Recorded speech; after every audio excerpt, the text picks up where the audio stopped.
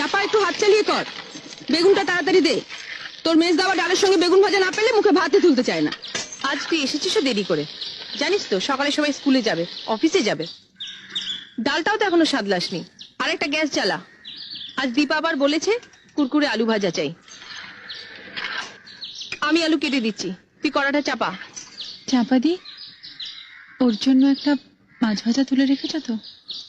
না বাপু, ভুলে গেছি। বড় বৌদিও আজ আমাকে মনে করিয়ে দেয়নি। সব আমি ঝুলে দিয়ে দিয়েছি। অত তাড়া দিলে কি সব মনে থাকে?